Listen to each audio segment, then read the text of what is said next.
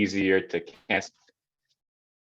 cancel meetings than it would be to schedule them at the last minute. So my preference might be just to keep the monthly cadence, and then if we find ourselves in the happy position of having addressed all of our issues and not needing more time, we can always cancel them. Okay, thank you, Ben. Others from the board? Yes, and I don't know if you can see my. Oh, I see. Oh, thank you. I see Nate and Christopher. Nate, do you want to go ahead, and then Christopher after him? Yeah, I just have some questions and comments. One is curious for hear from you, Chair, and our executive committee about the proposal for the schedule for 2023. As you referenced, the IOA only asked us to do 6 meetings a year, and while we talked about even this time last year about aspiring to be even closer to our governing committee partners who meet, I believe, quarterly or somewhat closer to that alignment, we found ourselves in the last 2+ years meeting monthly or more closely monthly, because a lot of our stuff is just the foundational operational work of just getting staff hired, getting some of these basic things lifted in terms of an authority, which has required board action discussion in these first 2 inaugural years as an organization. So I'm assuming the 6 meetings that are here are kind of the core dates throughout the year in which you're anticipating implementation board discussion, consideration, and action on things like budget, amongst many other things. I'm supportive of the move, but curious to hear from you and other executive committee members in terms of your thoughts on this proposal. I'm also supportive of the move and not just saying that we just meet every month just to meet every month. I'm supportive of the move because we could also dedicate our time and ourselves to tap into possibly exploring the work of committees. You, me, under Treasurer Damien, and others have been able to work closely with KCRJ staff in supporting a little bit more hands-on approach in our 2023 budget proposal and recommendations to our partners this year. I think staff found that quite fruitful. We have 4 or 5 other committees that we have not yet launched that we have voted and agreed to last spring. And I think that type of closer synergy and coordination to support our staff in whatever way would be welcome and appropriate would be a welcome discussion too. So just wanted to provide some thoughts and questions to that discussion.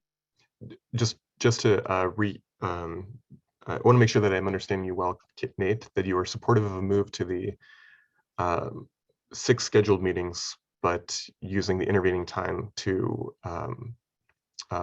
add in additional committee meetings to ensure additional discussion. Sure, but I also look to you, Paula, Damien, members of our executive committee too, to say we really should be meeting this month because of these agenda topics. It's hard to foresee what might be coming in the year ahead. So obviously trust your leadership and when you think we might be able to convene. And I've somehow never missed a meeting in 2.5 years. So happy to make myself available and keep that streak alive in whatever way possible. Thank you, Nate. I think Christopher had his hand up previously, and thank you. I would support the same notion. Going to 6 meetings when there's so much in movement feels a little sparse, and I agree with the notion that if we have the meetings, I am allergic to meetings and having long ones, but the irony is I would feel better if I had them blocked on our calendar, and then to Ben's point, it's easier to cancel them, and I'm sure they get put to greatest and best use. I have a clarifying question. Is there any restrictions on the duration of the meeting, if they're 1 hour or 2 hours or 3 hours? And the duration is arbitrary to the agenda, correct? Correct. Sorry, I was nodding my head, but I'll say it out loud. Okay. There's not a time requirement on it. And Lamont Green, our alternate from the LEC, shares that he believes a monthly is still needed at this stage. Okay. I agree too. I think right now monthly is needed, but I also agree with Ben that keeping them on our calendar. So I would recommend that we calendar out for the next 12 months, but with the commitment that we get the other committees up in the first quarter, and then could potentially kind of cut back. So I mean, I hopefully I would say if we stand up the committees in the first quarter, maybe we just stuck with monthly for this, the first and second quarter, and then maybe fell off as the 5-year plan and budgets and stuff were coming through and voted on. I think, Chair, yes. sorry, one quick point of order. There will not be substantive budget exercise next year as we are on a biennial. So the only budget work next year will be any like sort of mid-cycle adjustments, which are tweaks, right? Like, so the county has budgeted a set amount of money that they will allocate to us in this budget cycle and the next one, same with the city. And so I just want to make sure that folks are clear on that in terms of like what the work plan is for next year. It will not be as intensive on budget work in Q1 and Q2.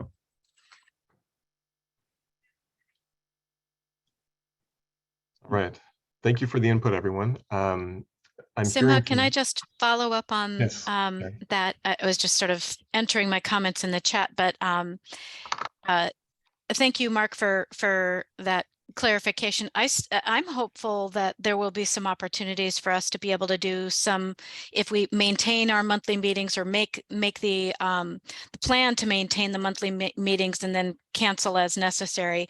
I'm hopeful that keeping with the cadence of where we're at right now will allow us to turn our attention beyond the budget and be able to look at some other things you know, that the board has been wanting to focus on, that have been sort of where we've had the focus primarily on the budget. So I don't know that that shifting the attention away from the budget to me on its own means that we'd be meeting any less regularly. I would hope that we'd be able to shift our attention to some of the other priority issues that we haven't had a chance to focus on yet. But otherwise, I agree with Paula's summation of the other comments.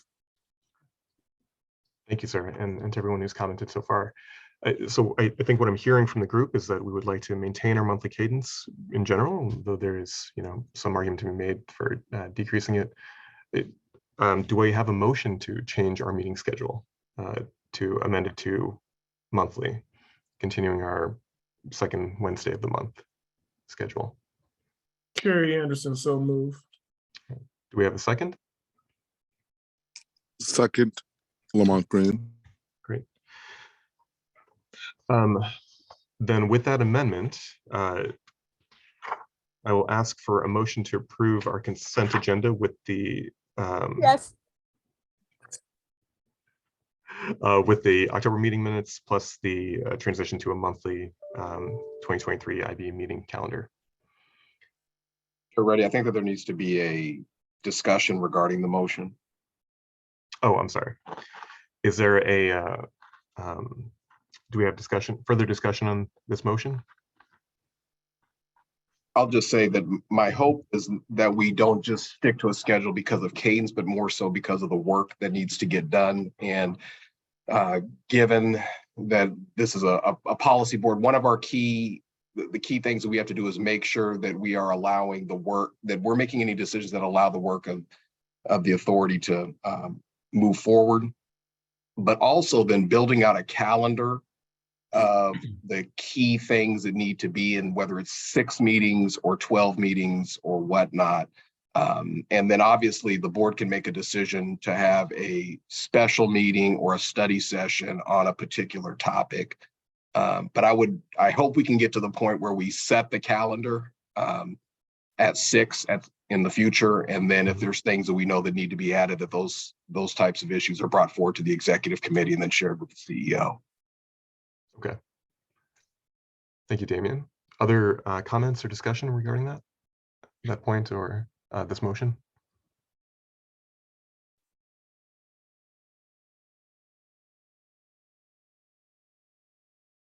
So the resolution that's in the board packet that was sent out would need to be modified, correct? That's Yes.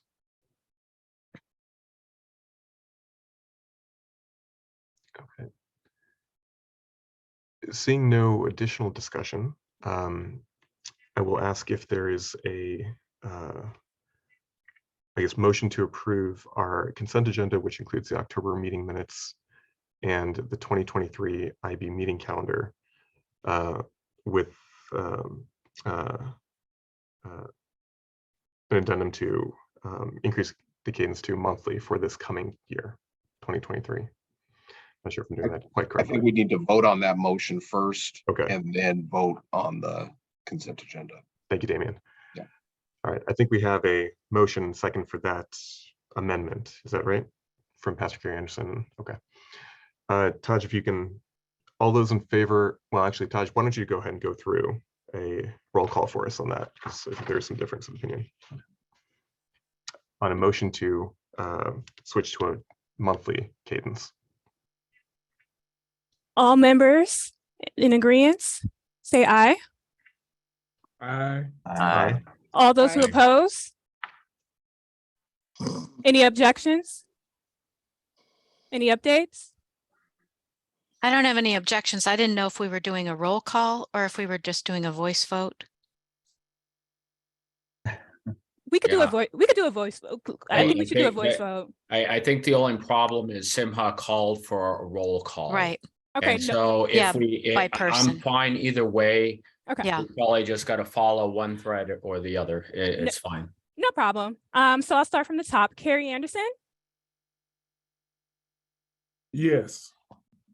Okisha Brandon, Aye. Nate Caminos, Yes. Paula Carvalho, Yes. Ben Moritz, Yes. Gordon Mayhegre Jr. I believe I saw him here earlier. Damian Patnoff, Aye. Michael Ramos, Yes. Simha Reddy, Yes. Sarah Rankin, Yes. and Christopher Ross. Yes. And Thank then you. also, and then Lamont is alternate yes on behalf of Juanita spelled it out. Thank you. Okay. Point of I'm order, here. sorry. Juanita, yeah, Juanita's here. Juanita, Yes. thank you. Okay. So Okay, the- thanks for letting me know Juanita's here. So I won't vote. I was just here until she got here. Thank you. Thanks a lot. And Taj, Carrie Anderson speaking, Gordon McHenry Jr. is here too. I know you called his name, but he's here. Gordon Mayhegre Jr., can you give us a vote, please? If you can hear us. I think Gordon might be frozen. I think Okay. he's calling in from his phone, and I think he's got some intermittent reception. So I would, and I see him now joining from a different. There he is. Gordon, are you able Yes. to vote? Gordon Yeah. had a thumbs up. Gordon had a Yes. thumbs Okay, up. great. Okay. So the motion to amend our calendar to monthly meetings is approved. Now I'll need a, is there a motion to approve our, the calendar with this amendment in the October meeting minutes?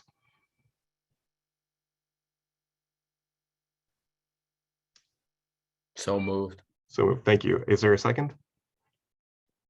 Carrie Anderson, second. Great. Let's do this as a voice vote, please, unless there are any objections. So all those in favor of approving the October meeting minutes as well as the 2023 IB meeting calendar on a monthly basis with an amendment to make it a monthly cadence, is there a motion to, is there a, all those in favor, please say aye. Aye. Aye. Aye. All those opposed? Any abstentions? All right. The motion passes. We will have monthly meetings going forward. Thanks for the patience all and for the public as well. I know that's not exciting to go through. Also, it appears that our the link on the website initially was password protected. That has been updated. I'm very sorry to any of the members of the public who attempted to join and were unable to do so. I'll move on to the next section, which is some board updates.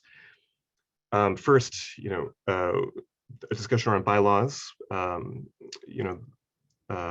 speaking with Aaron Brian Thomas, our diversity officer, we had hoped to have an equity analysis of our board bylaws. And one of the things she recommended was that if we're going to do this and if we're going to do this right, we should do this together and work through the equity analysis as a group.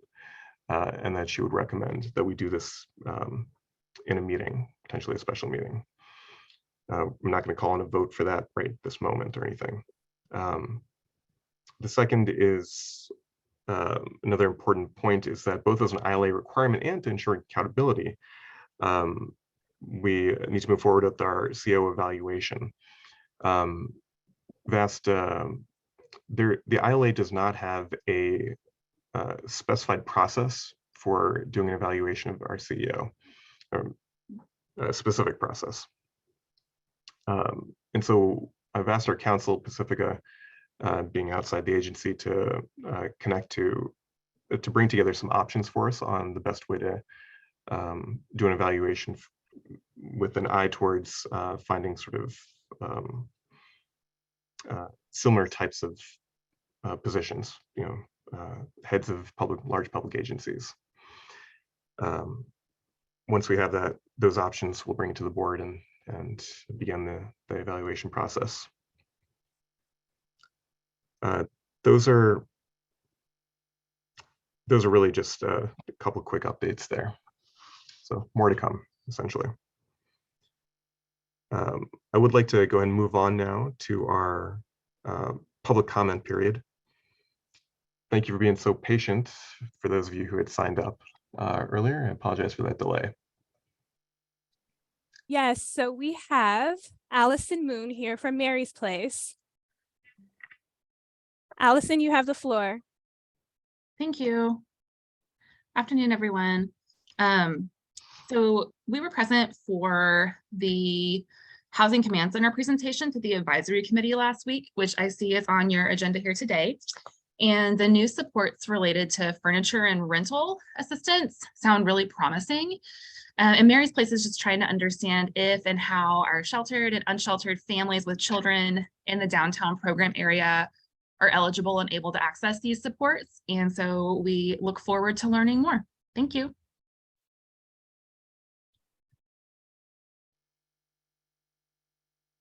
Thank you so much, Allison. Oh, Allison. Sorry, go ahead, Taj.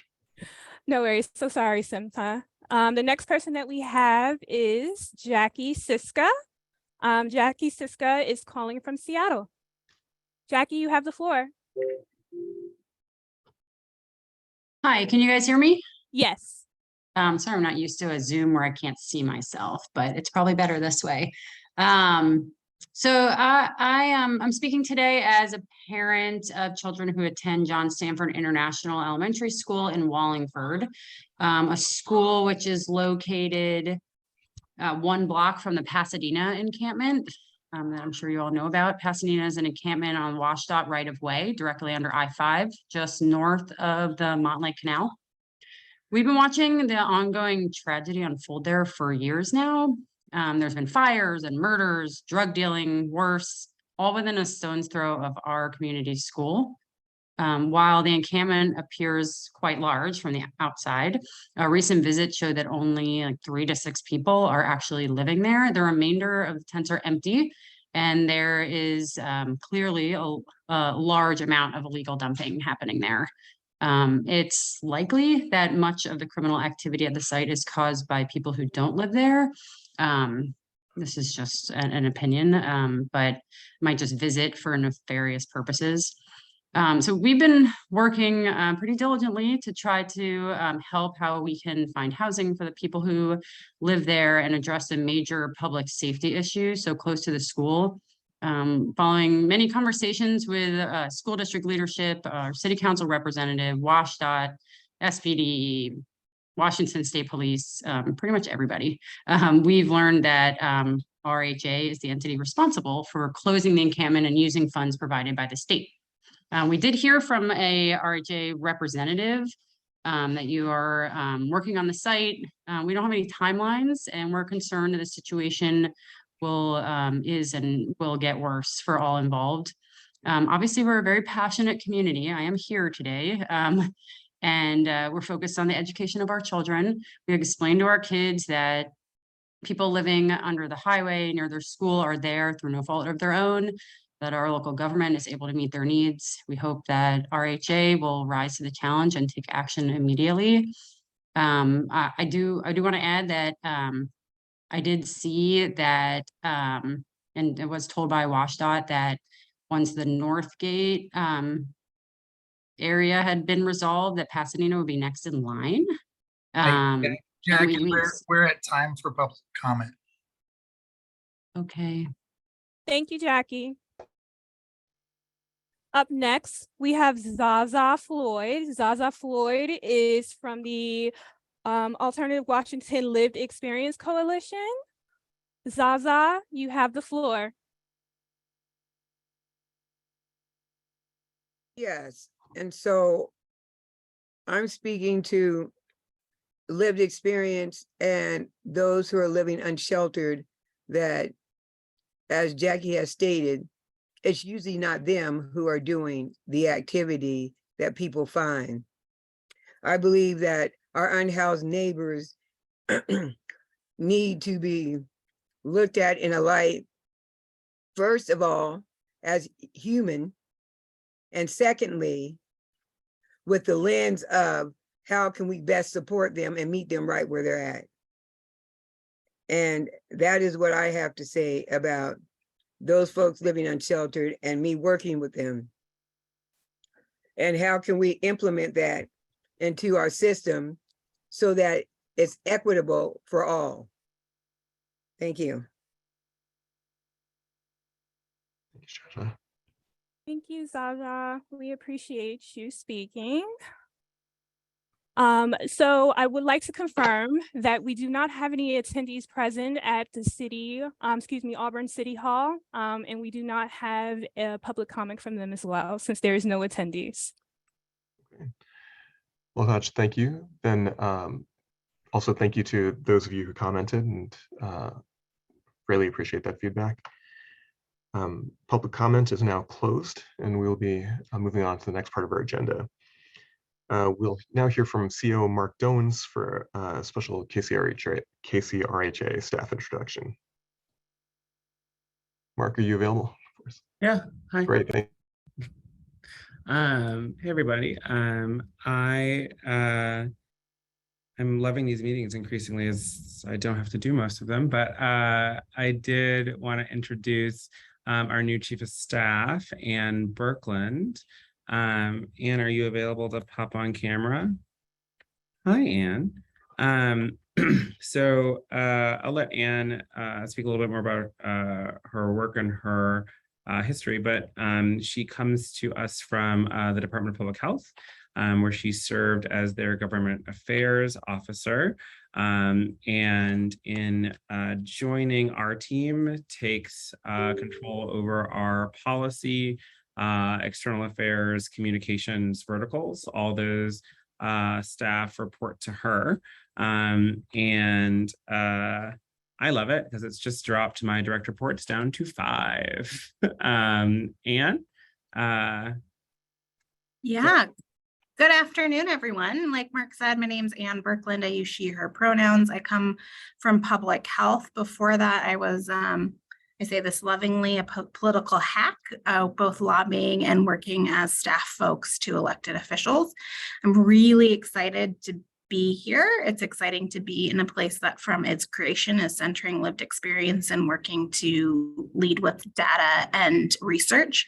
And I must say, I've just been inspired and amazed by the amount of work that is happening within this organization. I'm 1 month and like 5 days in, and looking to kind of figure out how together we can start to tell the story of what you all have been doing for the last year or 16 months. So please don't hesitate to reach out. I'm on my learning curve and I have a lot to learn. So I would love to get coffee or hear anything that you all need from me, and really looking forward to partnering with you guys for the foreseeable future.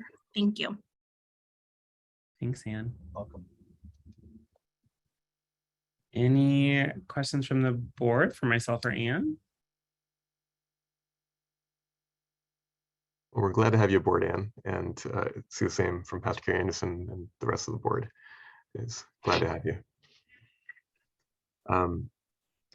Well, now, if we don't mind, what David Canavan, I believe are you on with us today? Great.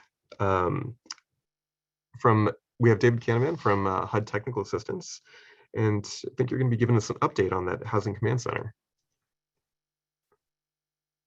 Yeah, great to be here with all of you again. You'll remember back in, I want to say it was August, I had a chance to present to you a little bit on the vision and where we were. Taj, I don't know if you're running the slide deck, but if we could bring up those slides, that would be awesome.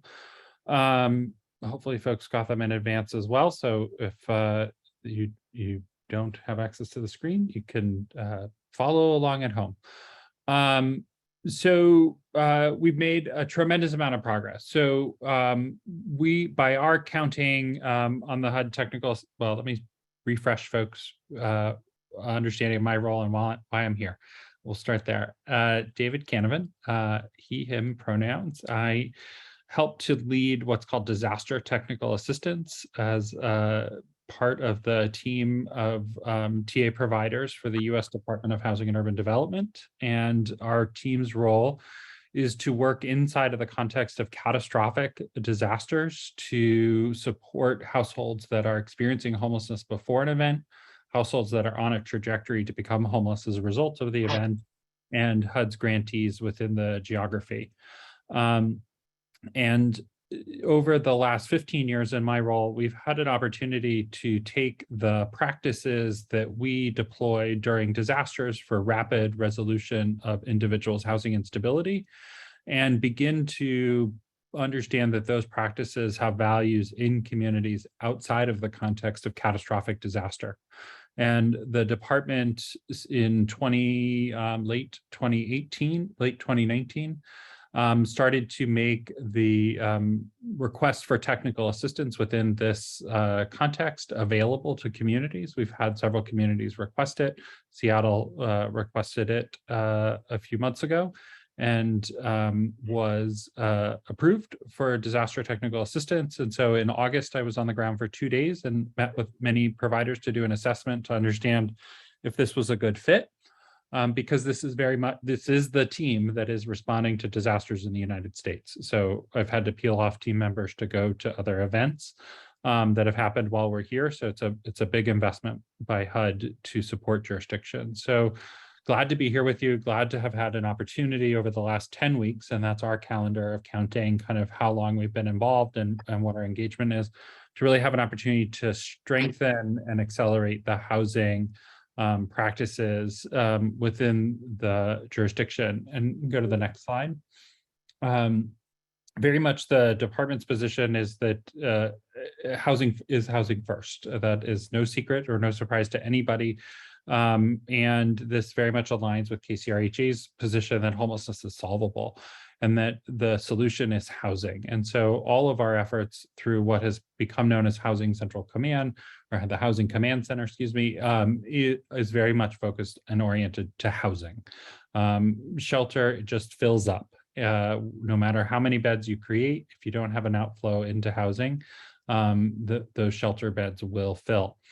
So go ahead and go to the next slide. That's great. So the Partnership for Zero effort is, of course, your locally funded effort, your philanthropic group that really made such a strong investment in a workforce to be the spine of this effort. And that workforce has been really impressive to see in action to bring and live the values of lived experience, of race equity, of all of the features that HUD has really centered in the most recent years around engaging and resolving homelessness in jurisdictions really in action in the jurisdiction. So we're very focused on a path to permanent housing. And we initially have started in the target zone of downtown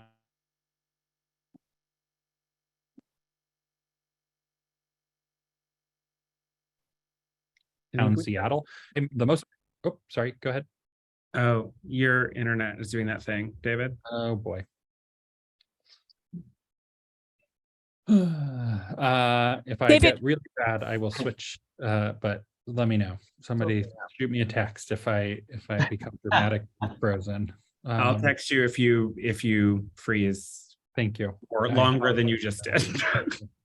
Sorry about that, folks. For some reason, my internet at home is unstable today. Place-based. We focused on downtown Seattle because that's where the greatest quantity of individuals experiencing homelessness is in the jurisdiction. And this effort, this collaborative effort that combines different layers of government, combines different partners in new ways, needs space to practice. We need opportunities to strengthen what we're doing. We need opportunities to understand where there are gaps in what we're doing that need to be filled, where there are gaps that there's a partner who already can do the work and we just have to pull them in closer to what we're doing. All of our work is person-centered. Choice is central to what we do and remains an integral part of the process that we've developed at HCC to ensure that every individual experiencing homelessness is offered 3 units that meet their needs, and those needs are assessed through a housing needs form that KCRHA has developed. And I'm covering a lot of things pretty quickly. I apologize for my speed. All of this is available for further explication at any point. We can go deeper. I talked about the emergency response lens and pulling those pieces in, so I won't touch on that again. Next slide, please. Just a quick orientation to the timeline. So our team really got involved in June and August after the KCRHA got its legs under it and developed the spine of a workforce. Didn't really make sense for us to be engaged before then because there was not a workforce to affect any changes within the system. So it was great to arrive in August and have that workforce ready to go.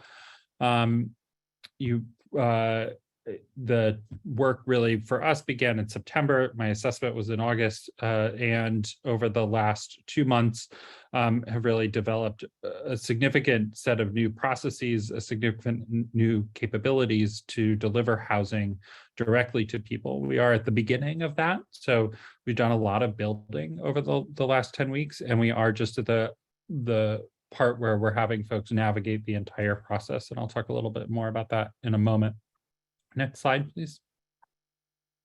Just a quick reminder of where we are geographically.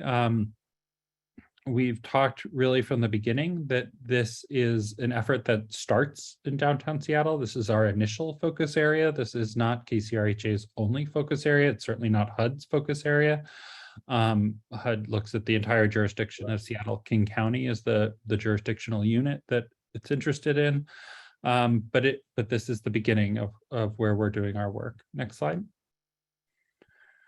So when I joined you in August, I talked about 3 capabilities: identifying eligible households, identifying available units, and then moving those households into those units. And we've really focused on the path to doing that is making sure that folks have a minimum of a 12-month lease when they move in.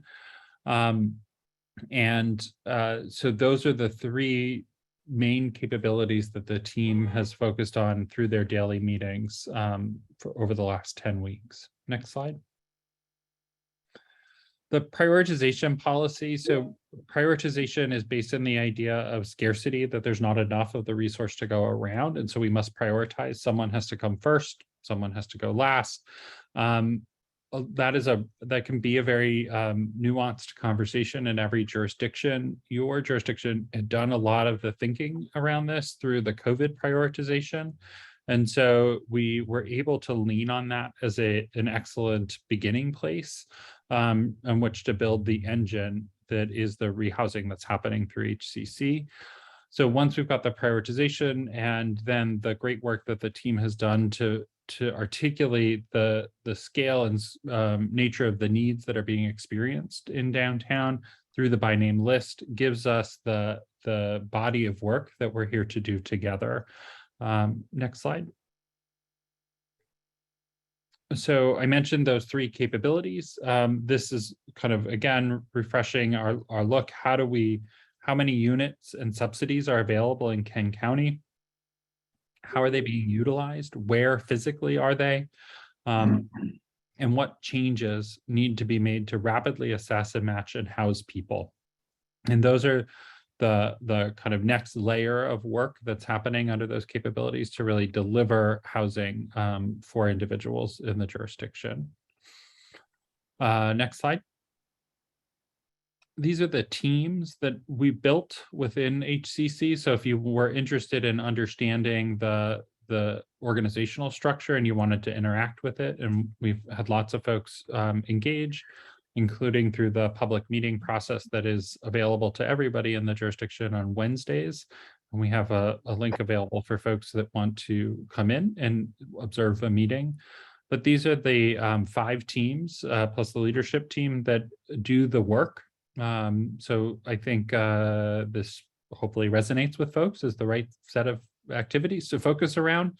But we have internal and external partners from across the jurisdiction, government at the state and local level, and county levels, and then our involvement at the federal level in each of these work groups. We'll be looking over the next couple of months to see this transition entirely into KCRHA. Sarah, thanks so much for that question. About the progress data that's available and how, whether it's publicly available to. Publicly available, there is lots of data that's publicly available in terms of aggregate level data, and I'll leave it to Mark and team to navigate how to make that transparent to this group. But the data that we're collecting around housing units and around the features of the neighbors that are experiencing homelessness and housing instability in the jurisdiction, some of that data is shared publicly and is available. But again, I'll leave that to, we have lots of great team. We have a communications work group there, you'll see, that share with the public. So lots of great resources there, and I'll leave it to Ann Martin to help navigate that as well. The link to the Wednesday meeting, we'll go ahead and drop that into the chat so folks have it, but it is on the KCRHA website as well. So yeah, absolutely able to find it there. I'm not going to, I'll touch on briefly just what each of the 5 groups does. They're fairly self-explanatory, but housing acquisition is the body of work around acquiring units. One of the areas where we've seen jurisdictions struggle is that they don't operate at scale.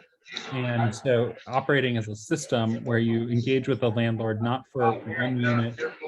I'm getting a little bit of background noise from one of the line. There we go. Perfect. When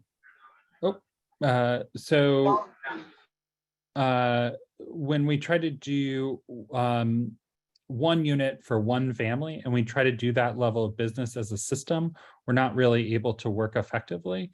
And so behaving like the system that we are, which is a system that provides hundreds of millions of dollars worth of rent and has quite a bit of market leverage and is able to transact business at a scale that many partners are not able to in the rental market, allows us to have different conversations. But we have to behave as a system if we're going to marshal that leverage effectively for the members of our community who are experiencing housing instability.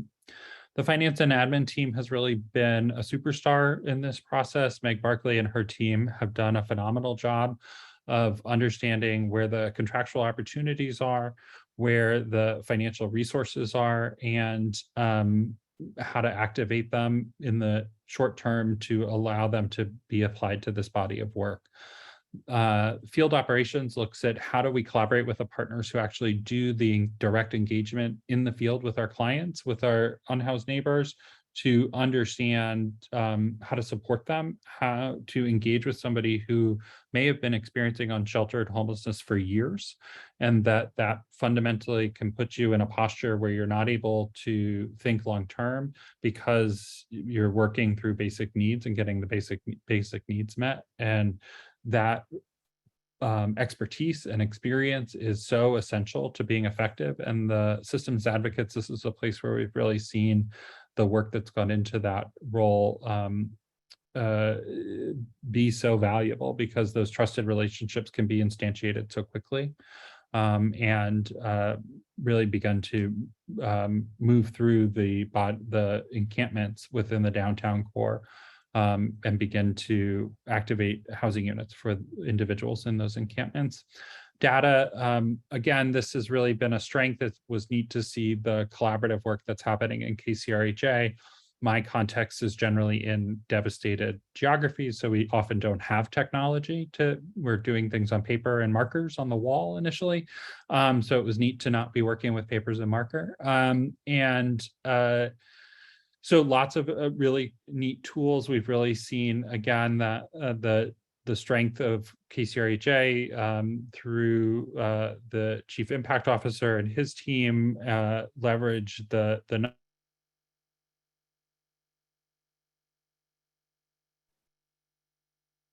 David, if you can hear us, you're frozen. knowledge and the relationship. David, you were frozen for about a good 3 seconds. If you can repeat that last sentence for us, that would be great. Am I unfrozen? Yes, you are. Oh, thank gosh. It's painful, isn't it? Thanks all for bearing with me. So the data team through the Office of the Chief Impact Officer has really been phenomenal in terms of being able to surface the data to the right groups to ensure that they are able to make decisions and understand what's happening. Sustaining situational awareness is something that's really difficult in these kinds of environments where we're trying to make rapid decisions and deploy resources quickly. So having those tight feedback loops really helps. So that's been a neat piece of working with the group as well. The comms group under Ann Martin's leadership has been really effective. I think hopefully many of you have experienced the increased communication around the project and the efforts that KCRHA, the county, the city, and the different providers have put to help reestablish some of the trust in the community, that lots of folks are working really hard, and those folks are skilled and knowledgeable and smart, and these are really complicated problems. I think that's really essential to this body of work, and our opportunity to work together, and communication is essential to that. Next slide, please. We have done up a few graphics. This one, I think, this might be a little tough to read in the screen here, but hopefully everybody has it in their own deck and we can share it. This is a slide that we developed for the process to just help articulate the different roles. And it was really important to the team that was working to understand all of the steps in the process. So we really tried to articulate where folks start in their experience of housing instability and homelessness, and how the steps required to move through the process and the different teams that are working. And so that's graphically, that's what you're looking at here. Across the middle, there is the steps of the process, starting with an individual experiencing homelessness.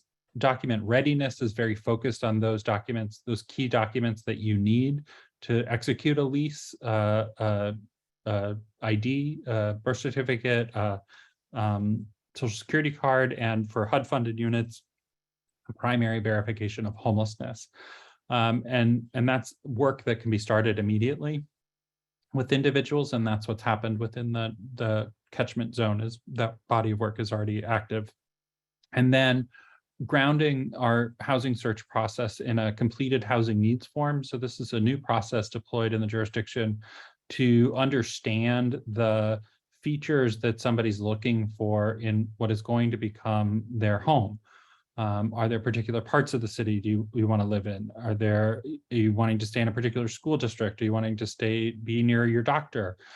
These are the things that help housing stick with people. And it's a piece that we really have seen missing in the many homeless service systems across the country, where it is, the system doesn't have the complex understanding of its own inventory to be able to offer a unit that meets somebody's needs. The systems are only able to offer a unit, and it's up to the household to decide to take it or not. And that's the only choice.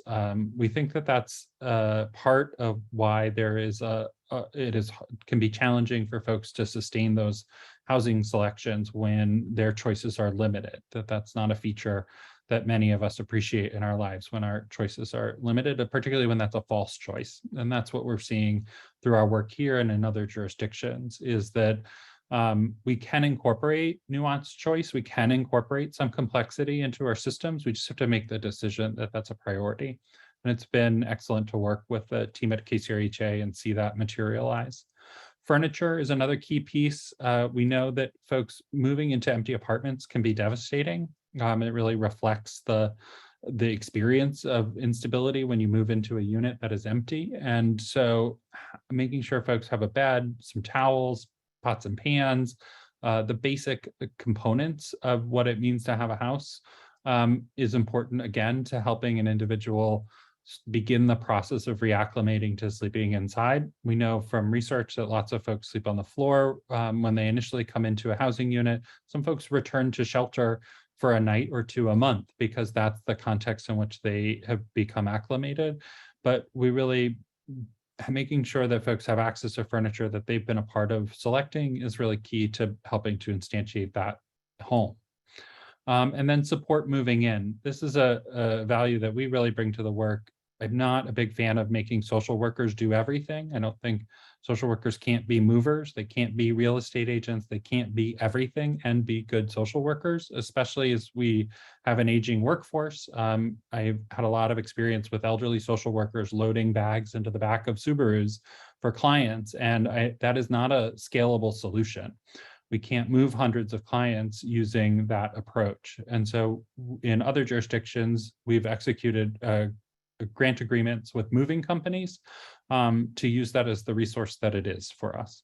And then ongoing support, and this is another key feature of the Systems Advocate Program, is having the continuous support once an individual or a household moves into a unit. This is really critical to sustaining that relationship with the landlord and starting to build those connections more robustly, is understanding that the system is not going to step away from this individual once they've become housed, that we know that there is a process of reorienting and a process of support, and that KCRHA and the systems advocates and the folks working as part of the field teams are there for that support for a minimum of the first year, and lots of the programs that a household may become enrolled in have support, ongoing supports after that. Next slide, please. This slide helps to describe the overall procedure for acquiring units. So it was helpful, I think, visually for us to describe for our own teams what all goes into the steps. So I'll do a quick run through of these boxes, and then I'm sure folks will have questions. I'm happy to answer them through the chat or afterwards.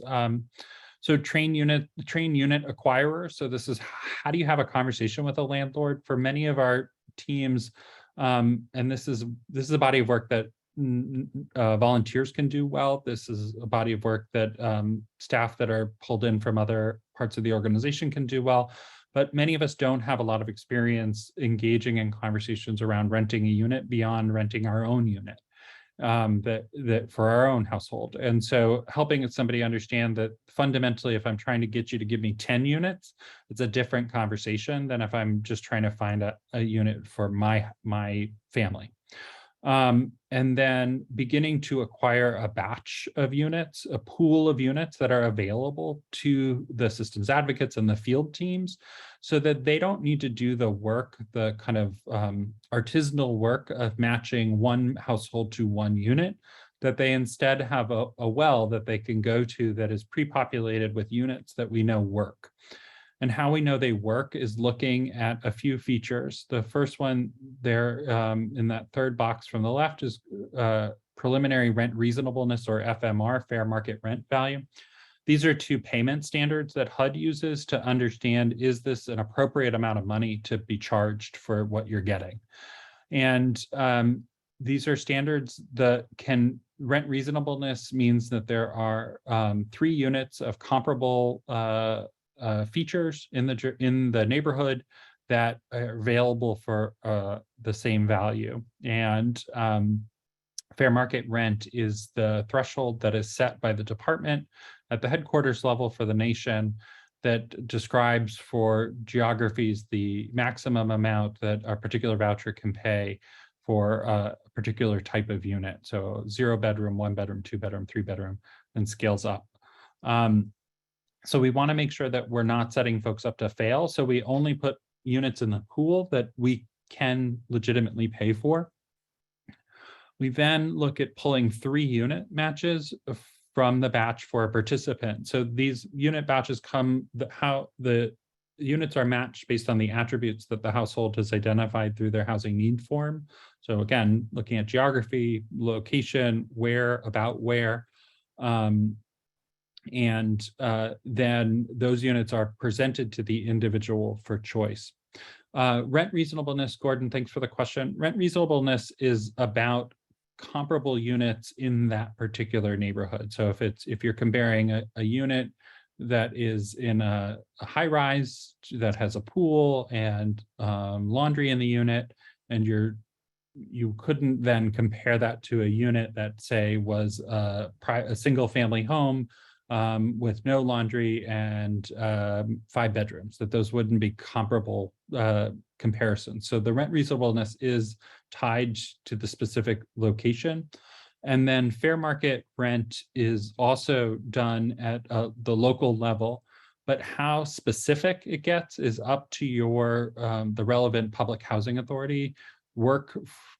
You have the opportunity to do what's called small area FMR, and those are cities like San Diego have leveraged that pretty effectively to get down to the neighborhood level and figure out what the different neighborhoods cost to give them a lot of granularity in their vouchers.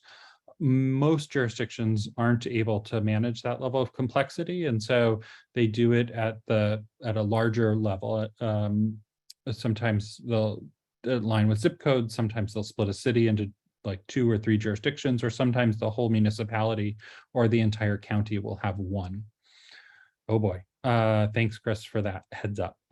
So the HQS or habitability are the inspection standards. I'm jumping forward to close to the end of that box.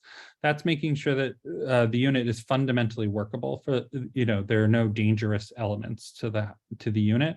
And we've begun to train folks on how to do it. That I'm kind of bearing the lead here, brings us through to lease signing and giving the keys over to the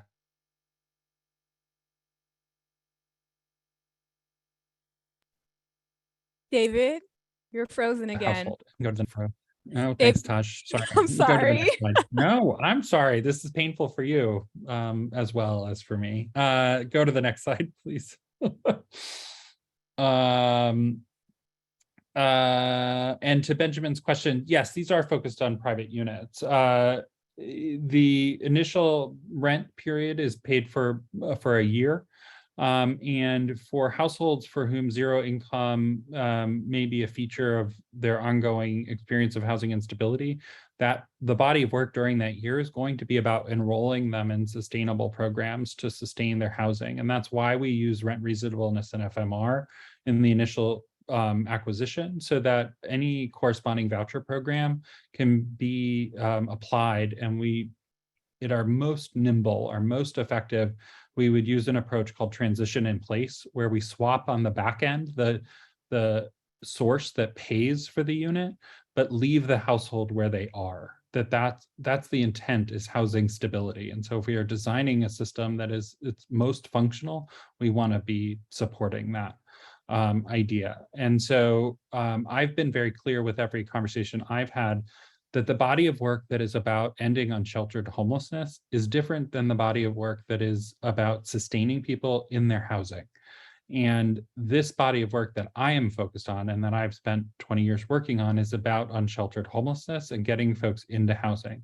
I don't want to give anybody the false perception that this solves the other part of the problem. That also needs solutions. And we've been talking a lot in our team about month 13 is the way we've described that problem. Lamont did not get to his questions. I don't know enough of the group to understand your pattern for answering questions, so I'm a little hesitant to call in anybody, but happy to do whatever you'd like. So Lamont, you tell me, jump in here if that's the No, thanks, David. And this presentation is amazing. And I think the work that you all are doing in the system advocates is exciting.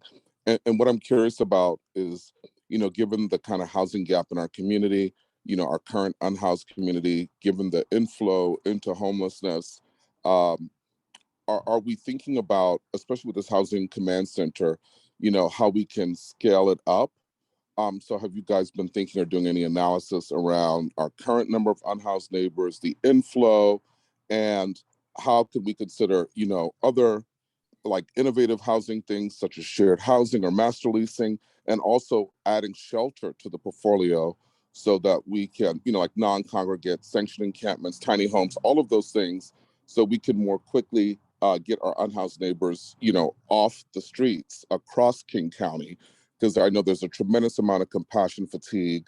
Several municipalities are popping up with, camping bans, and just the majority of our unhoused neighbors don't want to be living outside. And so I wonder, how could the Housing Command Center be expanded countywide with a focus of not just permanent housing, but also getting people into temporary safe things that are humanizing as well, and then having folks work on that end and getting them into a pathway into permanent housing. So I'm just really like trying to think realistically about how could we have the greatest impact of getting our unhoused neighbors off the streets, out of unhealthy situations across the county, and kind of scale this realistically. I appreciate that question, Lamont. So my focus is very much on permanent housing. I think that is the most challenging solution to engineer at the systems level. And from the Department of Housing and Urban Development, that's where the department, I think, technical assistance has a core expertise. I don't see shelter as part of that solution. I don't think that we have to have shelter designed into our process, but I'm also not the decision maker. I don't get to make decisions for other people. So I'm trying to add choices to your portfolio, which means putting permanent housing solutions in front of folks experiencing homelessness. That doesn't eliminate any of the choices that are available. And my understanding is your jurisdiction has shelter options with vacancies, has tiny homes that are still being part of the developed portfolio, has other resources that are underway. And that's exciting. And I think we need an everything and solution for folks, but permanent housing is what ends people's homelessness. And so I've not found in any jurisdiction I've worked in a lack of units that HUD can pay for. We, as homeless service providers, don't have great skills at finding units and bringing them under systems controls. And I've worked in jurisdictions that have said, oh, we have 1% vacancy or 2% vacancy. I worked in one jurisdiction that told me they had a negative 5% vacancy. I've worked in jurisdictions that have had catastrophic impacts, swaths of homes destroyed, residential units destroyed. We can always find housing units. And it is about the decisions we make around whether we want to spend the time and the money to get those units under our control. Thanks, Sima, so much for letting me know I'm out of time. I am confident you'll all ask questions, follow-up questions if you need it. Thanks so much for letting me join you. I really appreciate it. And I'll head to the airport unless you need anything else from me. Actually, David, I think there Christopher had asked about a slide 15. Is there anything you want to just briefly mention on there? Gosh, let me look at slide 15 and I'll tell you quickly. Slide 15. Oh, that's the updated information. So that's the latest information. I understand we have to get these slides to you ahead of time, but we wanted to update you with the latest. So the by name list is 748 folks on the list. Current housing units identified, 310. Housing needs forms completed. So those are those matching forms that give us the attributes for us to match on. The number of applications that are approved and pending move-in and have a move-in date is 4. The number of leases signed is 4. And the number of move-ins is 4 individuals across 3 households. And as I mentioned, we're really at the beginning of moving folks in. There's a tremendous amount of work that goes into aligning these systems, executing contracts, developing the workforce, developing the assessment tools. And that's been the body of work that's happened over the last several weeks. So it's exciting to see it start to get traction, and now we can scale it up. Thank you, David. Really appreciate it. I see Mark has his hand up. Hey, just super briefly, I want to say that one of the things that is important about authority process that, like, I'm reflecting on my 16-month tenure and realizing it's been this way across a couple different projects, is our ramp time is often slower. Like with EHVs, for example, right? Like we had a ramp time that was slower than I think what a lot of people wanted, or what people were seeing in other communities. And now we have the best performing program in the country, right? And it's because we do process differently, and we think about how process really, I think to David's point, brings everyone to the table and gets them to row in the same direction. So with EHVs, it was 80 different MOUs, all 3 housing authorities, housing connector, right? Like, and once we got all that alignment and got rowing in the same direction, we got to where we are. And what David just talked through is quite literally some of the same process building, like getting the authority, the city, the county, the providers, the landlords, the private landlords, the Office of Housing, like everyone rowing in the same direction, so that it all becomes a coherent engine. Is what we spend a lot of time doing in the beginning, and then we see that the sort of curves take off and become more exponential than they are. So I just want to say, and just as like one data point that I felt really good about hearing this past week is the very first move-in took about 34 days to execute. The next one took 17. I think I'm next for Sima's text in the chat.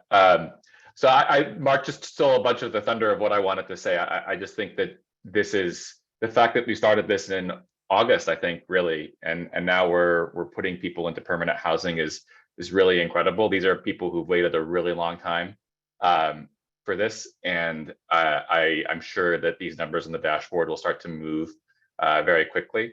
I also really wanted to applaud the way that the authority and the Partnership for Zero team have chosen to work with private sector landlords. My day job is private sector provider of housing, and very often we feel in the housing provider community that we're at odds with the public sector. There's some contention there, but the reality is that there's the vast majority of the housing stock in our market is privately owned, and we have to have these kinds of partnerships.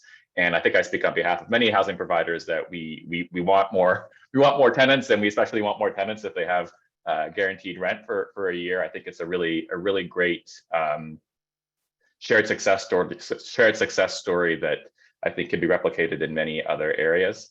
I'll leave it at that. I did have one question that I can take offline just around. I understand the focus being entirely on permanent housing here, but I wanted to kind of tie back to Lamont's question really around what if people do want to come inside and not have to wait. Are we referring them to shelters in the immediate term? Do we have a way of using shelter as a way of building trust for those who choose to want to wait in a shelter environment versus waiting in the current unsheltered place where they are today? But overall, I think it's a fantastic story, and thank you very much to the federal government on behalf of our city for helping make this happen. Absolutely. We don't, folks are eligible based on the moment that we close the by name list for that encampment, and that eligibility follows them no matter where they go. So we're not saying you have to stay outside in order to sustain your eligibility. Absolutely, everybody sustains their eligibility for all the other programs in the jurisdiction: shelter, diversion, problem solving, all of those other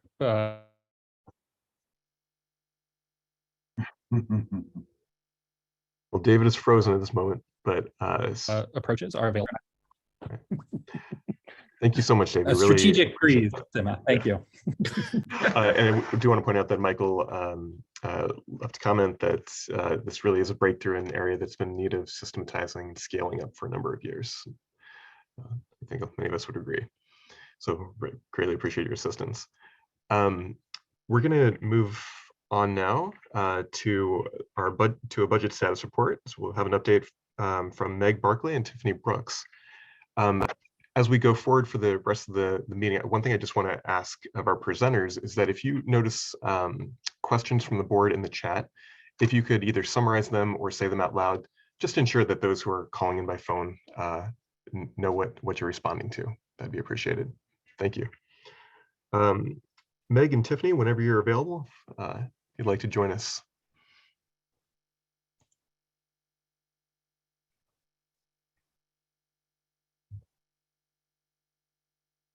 Good afternoon, everyone. Sorry.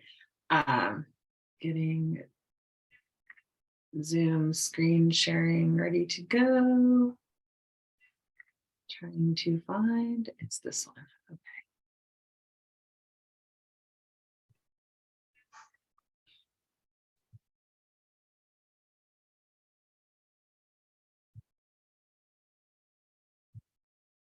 Can you all see my screen? Yes. Seems to be running a little slow, so I'm going to turn my video off in hopes of better. Okay. So we just have an update for you on the City of Seattle and King County proposed budget. So we are, into the season of those proposals. They've all been out for a little over a month now and are progressing through the legislative process. So just as a reminder, this is our base budget for this year. You'll notice over on in the far right-hand column, the total amount is $132.8 million. This is a little higher than what you saw earlier this year, and that's because Cliffer multi-year funding is included here as opposed to which it wasn't reflected in the earlier budgets, but these are our base numbers. And so this is the assumption. What you'll see in the subsequent slides are incremental changes over and above these sources and amounts. So that's the way that the city and the county are proposing the budgets, is with these incremental changes. So this is the assumption that we would continue to receive these funds, and we'll be talking about what is being changed. So starting with the City of Seattle, this is what the incremental changes are. Meg, there's a question. I don't know if you can see the chat. Oh, I can't see the chat. Clipper stands for Coronavirus Local Relief Fund. It's a I'm very sorry federal for that. funding stream. Yes. Thank you, and I'll try and be more mindful of acronyms. Oh, Tiffany got it. I mixed up the order. Tiffany is better at finance than I am. That's why she has her job. Okay, bye. This is true. Tiffany is excellent in finance. She's better at finance than all of us. So this is the mayor of the City of Seattle's proposed budget for 23-24.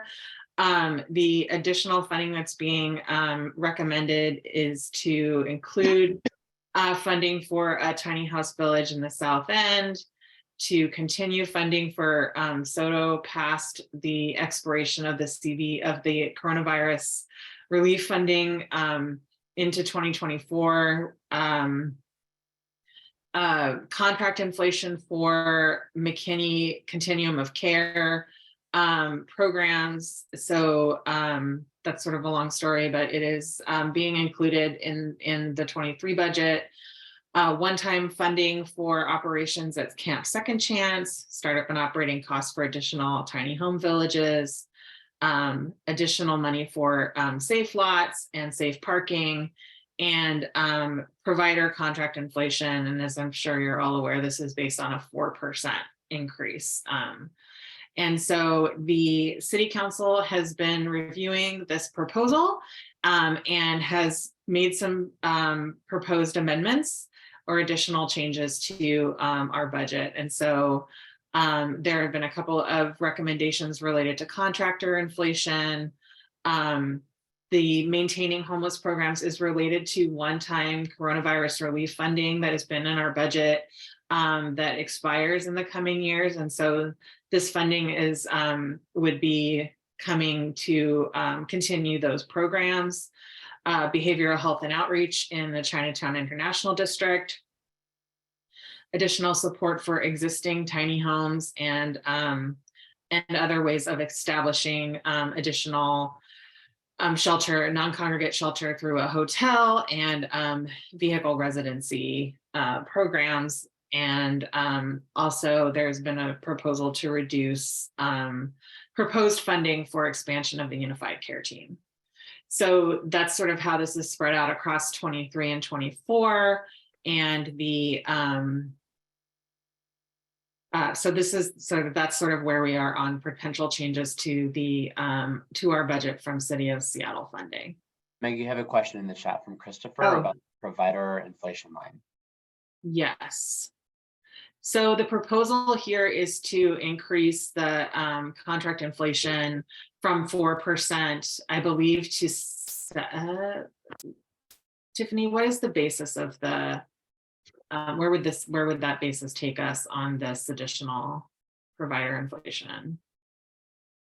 I can't remember what the I believe That's county is proposing, I'm sorry, not county, excuse me, but the City of Seattle council members are proposing a 7.6% increase for inflation, and the mayor's budget proposal is proposing a 4% inflation increase.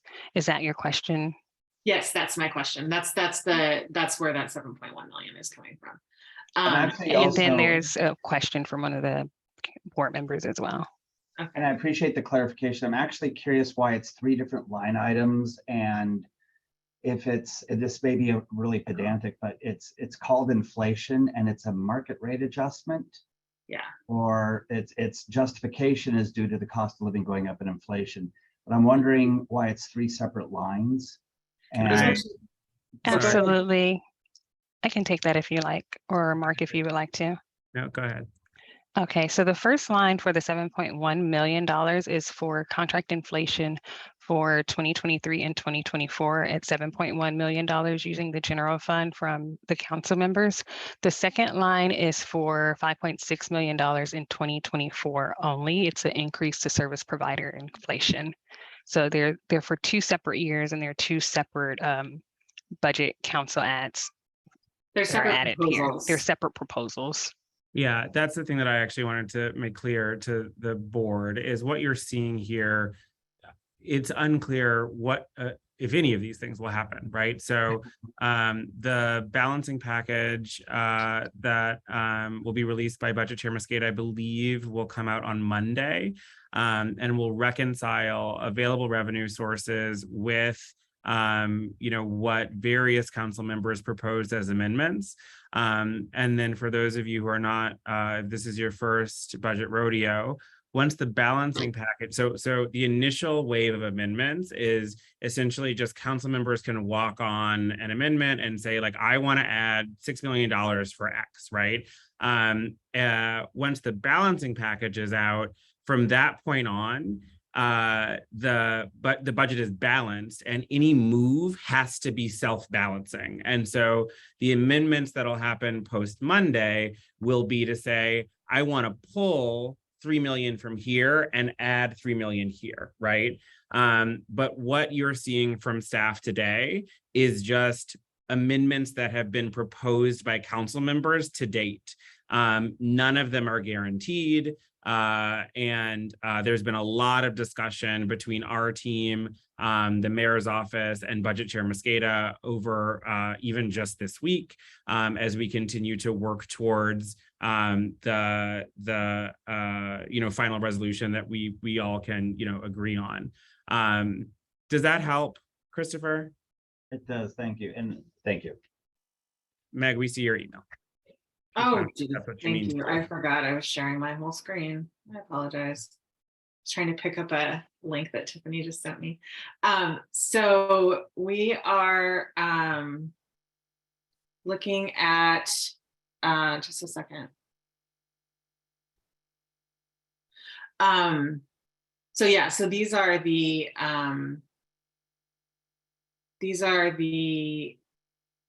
sorry, yeah, so these are the City of Seattle ads. We'll go on to the to King County. So the county executive's proposal, oh, that was the other thing I wanted to say, is that these ads were also as of last week when we prepared this proposal. And so Jeff and Tiffany, please jump in if there have been some changes since then that I'm missing here. This is the King County executive's proposal. The only change that was proposed to our base was adding housing and essential needs funding, otherwise known as HEN. that is currently administered by the county, shifting that to be administered by the regional authority. The total amount of this funding is 28 million. This is currently already allocated to existing household assistance programs, largely administered through a contract with a provider. And so it's not actually funding for new services. And so we are in the process of better understanding this funding as it's coming to the RHA and talking with them about what is the timing that makes sense for this. And the county council, we would also expect additional county Clifford, again, that's coronavirus local fiscal relief funding that would come from the county as projects that are currently under development are completed, the operating funding would come over to the RHA under those contracts. So we expect contracts for these programs to come over to us throughout 2023. There's a sobering center, behavioral health crisis, enhanced shelter, and capital and lease components of other Clifford funded programs. And these are sort of the a little bit more detail on those programs. And Meg, before we move forward, I believe Anne is going to give an update on any additional proposals from King County. The county council released their proposed striker earlier this week. Time has no meaning anymore. I think it was on Friday. You'll remember there's a bucket of money from the Soto project that needed to be redirected. That was about 15 million. 5 of that is going to wages and 5 of that is going to homelessness with no real details around it. We think that that is likely if we can figure out a path forward to go towards Green River, but more to come on that. So about another 10 million that we're looking at from the county. Thanks, Anne. So the next thing we have is just basically next steps on the city budget. The city budget timeline since we prepared this has been pushed back a little bit. So the balancing package, I believe, is happening Monday. Oh, wait, it is happening on Monday. Okay, never mind. I think this actually has been, yeah. So the balancing package is happening Monday instead of this week. And then and the King County timeline is here as well. So the strikers were released and those amendments were due. The expectation is that the budget is adopted on the 22nd at the county and the city. Because now that the city approval is actually expected the week after Thanksgiving, the Monday after Thanksgiving. So the 28th. That concludes our presentation. Are there any more questions? I'm trying to look in the chat. Just real quick, can you just give an overview of what the implications are for the RHA budget timeline? Oh, presumably at some point we'll take the output of all of these and then produce the 2023 budget for the RHA itself. yes. So with the delayed city timeline, we're still working out when we would have sort of the final budget for approval. So we would be either looking to get that to you probably in January is the likely timeline for that. Needing to make sure that we understand all the implications of all of the changes to our, the RHA's bottom line. Thank you, Meg. Yes, of course. Thank you for your patience. And to the team. Are there other questions from the board for Meg, Tiffany? Okay. Seeing none, we will plan on moving forward to the next item on our agenda. We're going to have a presentation on the RHA's 5-year plan, an update on that, as well as the housing gap modeling that was done by Cloudburst. It'll be presented by Alexis Mercedes-Rink, Jeff Sims, and Scott Pruitt. Before we get started, I think CO Dones would like to say a few words, kind of talking about timeline and what to expect. One question for the Alexis and the team. Would you prefer our board questions to come during your presentation or wait till the end? I realize I didn't ask on prior presentations.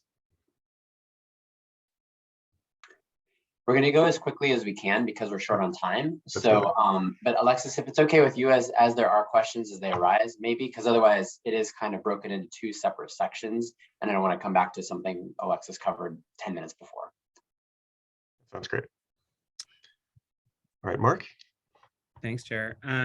So very briefly, I think I want to note two things. One, and I encourage the team to sort of editorialize over the slides. We're moving really quickly at this point. We're like moving through like sort of a lot of pre-flight, a lot of rapid iterations and editing, work groups, that kind of stuff. And that is my fancy way of saying that the slides that you have in your packet are already out of date.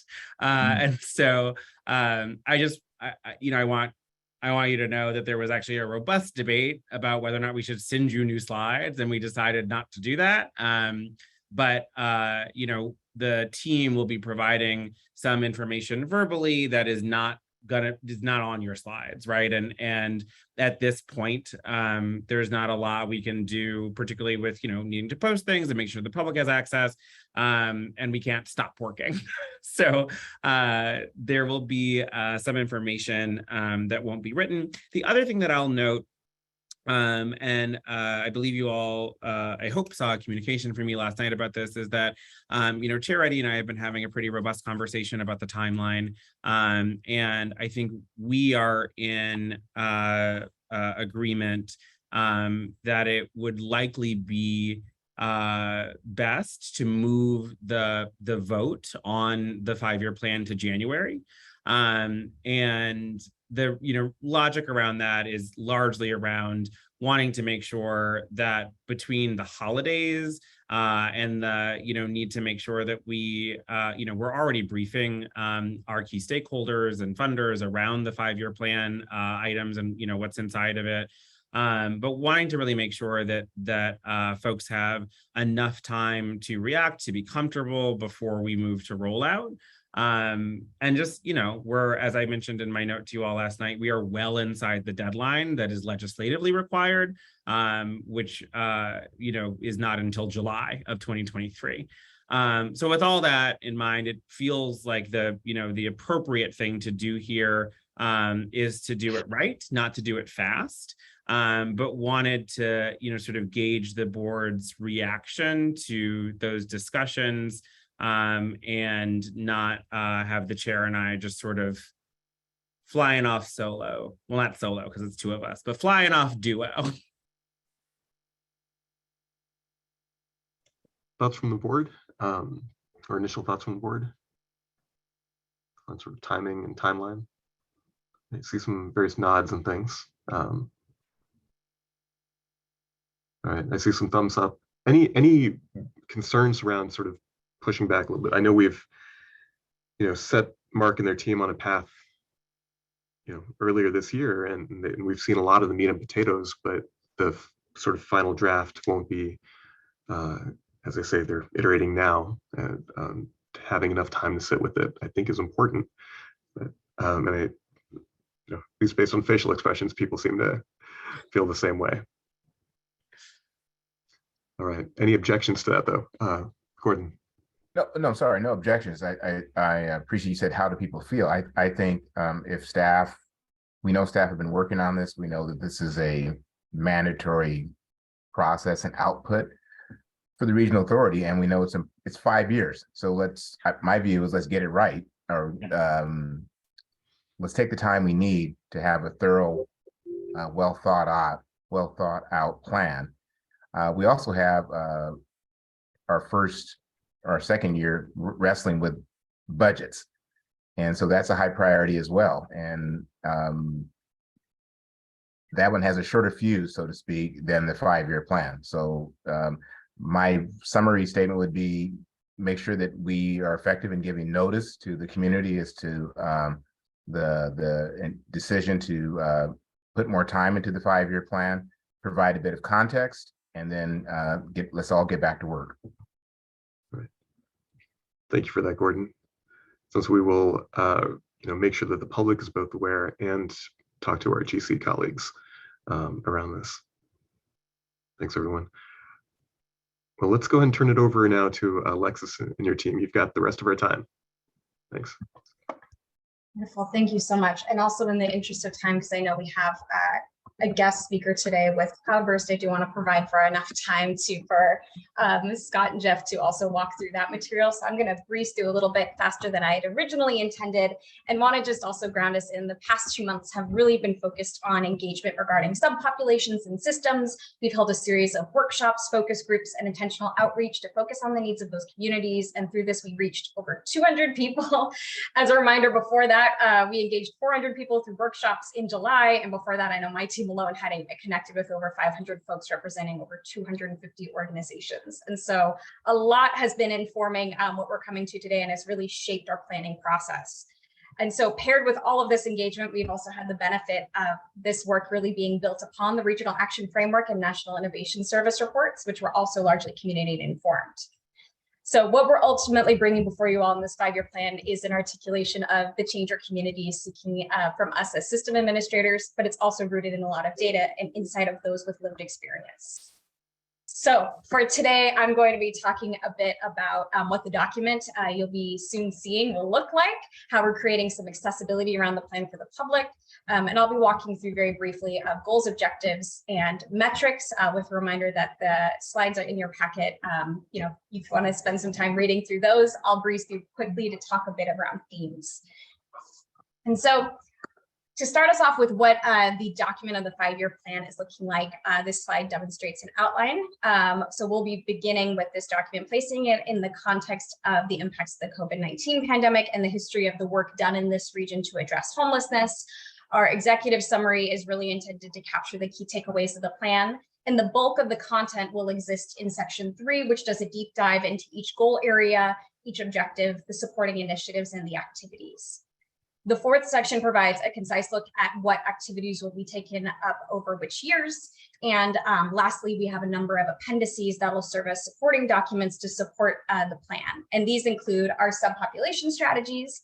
To be clear, we have subpopulation strategies integrated throughout the plan, but these appendices are intended to be really scoped in and focused looks by subpopulation to speak to how the plan addresses the needs of each of those identified subpopulations.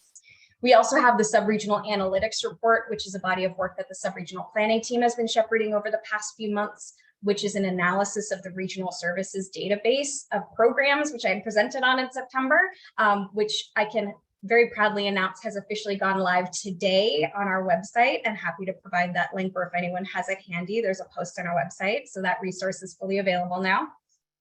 We also have the Equitable Procurement Manual that will be included as an appendix, which is a tremendous body of work informed by really robust engagement and shepherding by the procurement, grants, and community capacity teams. And lastly, we have a glossary to ensure all of the terms in the 5-year plan are defined clearly. And so, as you can imagine, this is quite a hefty document. I think our current page count is over 150 pages, which is why we're also developing a web-based report or microsite to support accessibility and allow members of the public to more easily navigate through the core strategies of the plan through clicking through. We're also including some interactive tools on the website, such as sliders associated with the housing modeling work that you'll be hearing about shortly. So taking us to our system goals and objectives, and as Mark stated already, these slides are a bit outdated, so I'm going to try and do some justice to speaking to some of the changes, and we'll be sure to provide updated content as it's developed. Our first objective here is expanding capacity for services and supports. And under this goal, we have objectives related to growing and diversifying our portfolio of service providers, increasing capacity building support for buy-in for agencies, standardizing our approaches to be person-centered, increasing public and private funding for services, stabilizing frontline staff, and developing the capacity to address severe weather, as we are also currently in activation of severe weather. Under this goal, there's a number of metrics related to monitoring percent change in funding increases, looking at evaluating provider trainings, how many and what are kind of the outcomes of our trainings, and then also looking at how much of our portfolio is held by service providers serving disproportionately impacted populations. Our second goal area really speaks to reducing racial disproportionalities in homelessness, and we're setting strategy here to ensure that equity in service provision and improving our data collection methodologies to better account for the scope and nature of homelessness experienced by African American and Black, LGBTQIA2 spirit, immigrants and refugees, Native American and Indigenous folks, to further inform program evaluation practices. And some of the ways that we're looking at measuring these include really evaluating racial disproportionalities by service type, also evaluating our data from the Ombuds Office related to grievances, looking at data quality, completeness, and improvements on also those training outcomes. Now, for our third system goal area, this area has maybe changed the most dramatically since the board packet has gone out, as we're breaking system goal 3 into 2 separate goals. One that captures the unification of the homelessness response system into one coordinated system, which speaks to that first half of this original goal language. And then the second piece really that focuses explicitly on our strategy for how we improve accountability to people experiencing homelessness. So the same sentiments, but really just broken apart into 2 separate goal areas. With unifying our homelessness response system, the objectives that support this include improving coordinated entry, consolidating and streamlining funding for homelessness services, also developing clear and consistent procurement policies and procedures based on equity principles. And for our system goal focused on improving accountability to people experiencing homelessness, we have our strategies for how we'll be improving the work of the Ombuds Office, but also increasing supportive transitions from hospitals, jails, and detention centers. In evaluation of these goal areas, we're looking at how we can actually measure and track the % increase of our supportive transitions between systems, while also entwining qualitative data from the Ombuds Office and measuring how we're consolidating our funding and homelessness service response. To this goal area, the language around this system goal around significantly reducing unsheltered homelessness has now been altered to reflect the language of ensure shelter and housing are accessible to all. The goals under this objective, or pardon me, the objectives under this goal are Partnership for Zero strategy, the housing modeling work, as well as our high acuity and senior strategy. You all will be hearing about that modeling work very shortly. And I'll bring us quickly into our last 2 areas. For our goal to end unsheltered homelessness for families and children in King County, we have set objectives related to partnerships and related systems, expanding and piloting new programmatic interventions, and increasing and expanding coordination between service providers.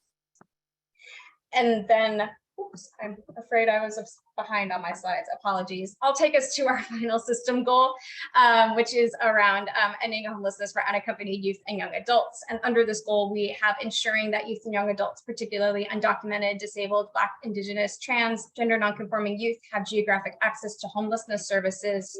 We're also looking at developing a coordinating body and expanding an array of programmatic interventions that are attuned to the needs of youth and young adults. And the evaluation metrics here include analysis of landscape of services, documentation of and implementing new strategies, and qualitative research on the accessibility of services. And so as I close out this portion, I do want to uplift that, that this work was only able to be carried out because of many folks across the agency. You may see my face here today, but I want it to be known that over 30 KCRHA staff have contributed their lived experience expertise, their work experience expertise, their time, their energy to holding community workshops, and their time to support drafting.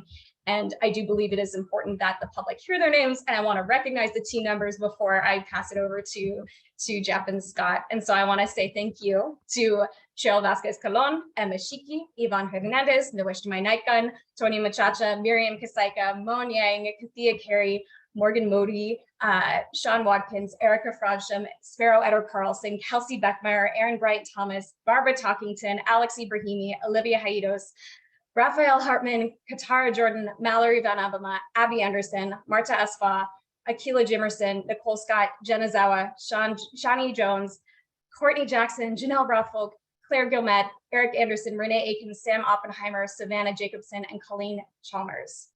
Also, thank you to Roosevelt and Marvin Virchow from the Lived Experience Coalition, who has been partnering with us to ensure that we're living into a theory of change and having lived experience not only present, but participating in informing workshops, developing new strategies every step of the way. We'll be returning in December and I'm hopeful you can hear more voices who have been working on this process besides just mine. And so with that, thank you. And I'm going to pass it over to Jeff and Scott to discuss another tremendous body of work that is informing the 5-year plan. Thanks, Alexis. For the record, my name is Jeff Sims. I use he, him pronouns. I'm the Senior Director for Policy at RHA, and I will let Scott Pruitt introduce herself in just a moment. I'm mostly going to give just some introductory pieces. This is really largely you're going to see the genius in Scott's work. As we have been honing in on the final text and approach to our plan, and also just from what you listened to already, I'm sure it's very clear that the primary bulk of what is in there that is under in the plan is things that are under our control. And that's what's reflected in the items that Alexis just spoke to you about. There will also be, and this following part of the presentation is the comprehensive modeling that we've talked to you about before. It uses the Washington State Department of Commerce's modeling and numbers and breaks that into specifics and a comprehensive picture of what it would take to address homelessness in King County. Obviously, many of these are not going to be models or intervention strategies that would fall under KCRHA's jurisdiction. It would fall into our partners. It is our job to partner with them. It's actually called for in our ILA, and to advocate for the creation of those things. But that is not our work directly. And as we have been writing the plan itself and developing presentations that will go with it, we've recognized that ways to better display that than just some of the initial work here. But we also felt it necessary to give the comprehensive view around how the modeling was done, so that people can engage in that approach and that methodology and understand where it came from. So with that, I'm going to turn it over to Scott from Cloudburst Strategies. All right, I use she, her pronouns. I'm data and evaluation specialist with Cloudburst. I'm going to talk really fast because we have 14 minutes left. So if you need me to slow down, I will. So as Jeff said, in terms of like total numbers, this is really sitting on some work being developed by the Washington Department of Commerce to create projections of total housing need and housing need for people experiencing homelessness. The ask from RHA was to really kind of take the numbers that are going to come from Commerce, which are really very flat, basically, like this much, temporary emergency housing and this many units that would be affordable to, people at different income ranges, and contextualize that and really put some specifics around what that housing needed to look like. To that end, we worked with Owen Kefitz and his team, and then members of the Lived Experience Coalition to analyze interviews. These were conducted as part of the 2021 point in time count. We selected a subset of about 180 interviews from those, and they were selected not because of anything to do with the content, but because it was a sample that demographically reflected the people who experience homelessness in King County. The interview coding was done jointly by Cloudburst RHA and members of the LEC. And then there's also an LEC qualitative advisory group who's been reviewing a lot of this work. Next slide, please. So through this, we developed models of, again, both temporary and permanent housing. This slide and the previous slide shows some of the permanent housing models. And what we really looked for is like, what are characteristics and challenges are people describing? And how does that fit with a housing need?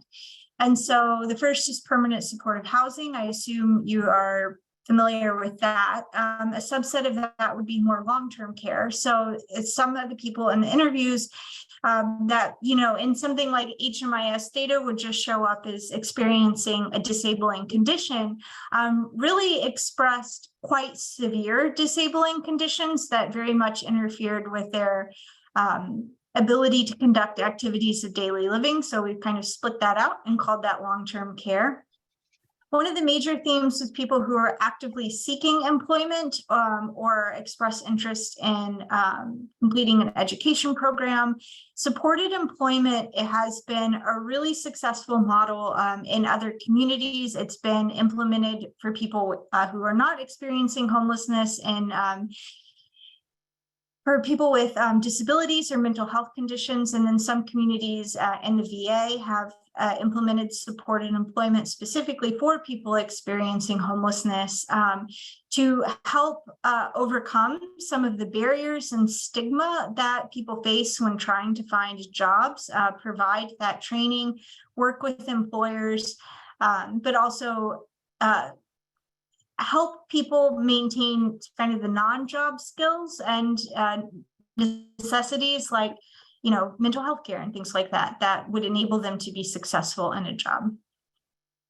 Shallow subsidy is another existing program. This is, again, being implemented in several different places. We heard from a lot of people in the interviews, which aligns with some previous PIT count data of people who have income from either working or from some kind of fixed source like Social Security or veterans benefits, that they have money but it's not sufficient to pay rent. And so what they really need is essentially kind of a bump that would be able to get them into a unit.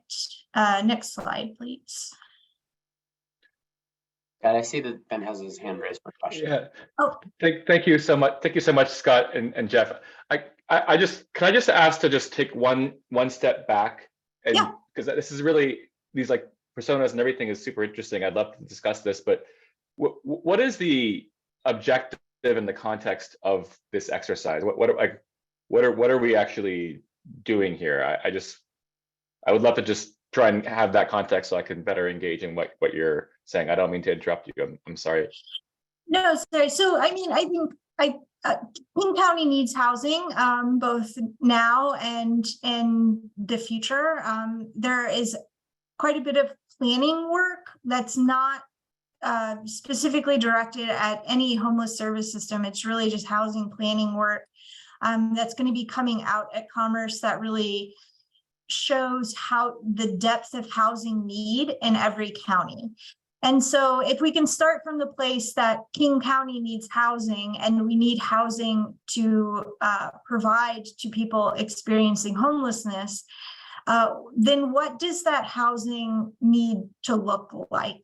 It's not going to be a one size fits all solution. And if you just say we need housing and then, all of those housing units are one thing, it's not going to be the best fit. So the purpose of this exercise is really to look at what people's needs are and think at a deeper level what kind of housing mix as units are being created, online, built, what is going to work for that individual throughout the county. So this is a modeling of all housing needed, not necessarily the housing that our homeless, our unsheltered neighbors need at this point in time. This is all housing for King County. No, this is specific to the homeless service system. Just saying, if we can start from kind of a fact basis that we need housing and we need housing for people experiencing homelessness, then what does that housing look like? Okay. As a little bit of extra context, Ben, obviously our plan will focus on the things that are under RHA's control and part of our purview. But it is important, we've said from the get-go, we said we're not going to try to create different numbers or do different modeling from things that are already being done at the state level and already driving planning conversations at cities. So we're utilizing work that has already happened in that way. And that also results in a comprehensive picture, which we think is important to tell about what it would take to end homelessness in King County, or at least really get darn close to it. And so that's what this comprehensive modeling helps to understand, that when we put forward the actual 5-year plan, we'll be much more focused on the pieces that are our components of it.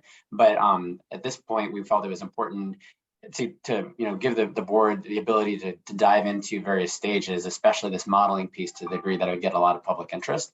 But obviously our plan will be more focused on the things that are ours specifically. Okay, thank you. And I'll let you continue because it looks like we're going to end at 4. So please. Great. Next slide, please. That added context was very helpful, though. Thank you. Thanks. So just continuing with the permanent housing models, an RV park is and the next one. We heard from a lot of people in the interviews who wanted to stay in their RV as provided it could be connected to utilities. And then shared communal housing. Again, shared housing is gaining popularity. Someone referenced San Diego earlier, and I think they are implementing a pretty robust shared housing system through their homeless service system. I know Las Vegas is another community that's really coming online with this. And the characteristic there was in the interviews, people who stated this would be not just something that would be acceptable to them, but actually a preference, to help share costs and housework and things like that. Third is voucher bridge. So this is a relatively small number of people, but not just with emergency housing vouchers, but other vouchers that are available in the community. Some people had those vouchers and had them time out from the issuance because they were not successful in finding a unit. So this is essentially similar to a shallow subsidy in that it's providing a slight bump from that voucher that would enable them to end their homelessness and successfully use that voucher to get into a unit. And then general affordable community housing that you could use with vouchers, with rapid rehousing, with paying a subset of your rent, really just general housing to end homelessness. Next slide, please. We also modeled temporary housing needs. So the first here is medical recuperation. Again, there's about 140 of these programs throughout the US. There's, if you Google like medical respite homelessness DC, there's a pretty recent NPR article written about their program. This is temporary housing for people who are really not sick enough to be in the hospital, but too sick to be in a typical shelter environment. This is that in between, and it's been shown in different evaluations of these programs to drastically reduce emergency room costs. Substance use recovery, I think, speaks for itself. Same with safe parking, RV safe parking. I would say the distinction there is that, again, people very strongly express the need that for their RV to be connected to things like water and electricity that would enable them to have shower, bathroom, kitchen, everything like that. Tiny house, there was some in the interviews, current tiny house residents, other people that wanted to be. There was a lot of good feedback about King County's current tiny house program. And then emergency housing, just small capacity, non-congregate shelter. There was in the interviews, quite a bit of negative feedback about congregate shelter environments, and some people who had explicitly stated they had chosen to be unsheltered instead of staying in a congregate shelter, but had previously been in non-congregate shelter, and it was a much better experience for them. Next slide, please. Yes, so these unit needs are based on the commerce model again, and Meg and Tiffany, and I'm going to include Alexis in that, did a fantastic job of modeling out what realistic onboarding could happen over the next 5 years of units. And then we took that and modeled the resulting temporary housing need from kind of the stage of onboarding that was possible. These are represent the current stock and the housing inventory count and the resulting gap of units. So what would be needed to fully end homelessness in the next 5 years. Next slide, please. This slide is showing the breakdown of between those different housing models where are things, how do those 45,000 units break out? These were developed based on a couple different data sources. So one being able to identify kind of key characteristics within HMIS, looking back at your 2020 point in time count survey for those same characteristics, and then looking at the percentage of the proportion of interviews that characteristic showed up in, and essentially triangulating and normalizing a population between that. And next slide, please. I believe the next slide is temporary housing. And again, same basic method there for understanding. We are at time, so I don't know if I made it to the last slide. But...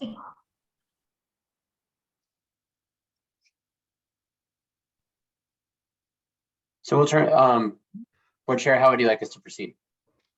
If we've had some comments back and forth, it seems like, so I think all of the board is really interested in this discussion, but a great number of them need to leave here at 4 o'clock. What staff has, well, what Anne has offered is for to provide some additional individual briefings. I mean, this is incredible work, right? Like both identifying the types of people, like types of needs out there, plus the portfolio that would be needed to achieve this goal is incredible. So I think we are going to end now, unfortunately, unless there's a last comment from other board members. But Board Chair, could I offer that we'll figure out how to get you all briefed? Like maybe we'll send some doodle polls out, but we'll get you something by, well, I was going to say by the end of the week, which is tomorrow. So hopefully, if not tomorrow, by Monday. That'd be really appreciated, Anne. This really deserves a good deal of time and understanding. And thank you. Yeah. Other last comments from the board? CO Dones, anything else? I just want to make sure I understand, because I wasn't sure if we were doing individual briefings. It sounds like we'll hear some sort of follow-up on how we might be able to have a continued briefing and discussion. I'm sorry it was so truncated. It really is an important conversation. So I just want to make sure I understand. We'll have some sort of follow-up about next steps. That's right. Our possibilities include adding some additional time to the December meeting, but more importantly, in the interim, having some individual briefings available through staff. Thank you. So Anne and her team will reach out, and that's greatly appreciated. So I wanted to, for the public, just wanted to say thank you for joining us, and to all our presenters, really thank you for being here. If you look in the chat, there's a couple of interesting things, including a link to the new regional services database. I also want to point out to the public that for the first 10 minutes, we were unfortunately password protected from the link from the website, and I apologize for that. There was no substantive discussion then, except for our calendar for the coming year. Anyway, thank you all for being here. Do we have a motion to adjourn? I move. Do we have a second? I see a second from Gordon. All those in favor, say aye. Aye. Aye. Any opposed? All right. Motion passes. We are adjourned. We'll look forward to seeing you next month, and we will spend some time getting some individual briefings in the interim. Thank you so much, all. Thank you, everyone. Raj, I'm going to be looking for you. Bye-bye. Sounds good. Bye.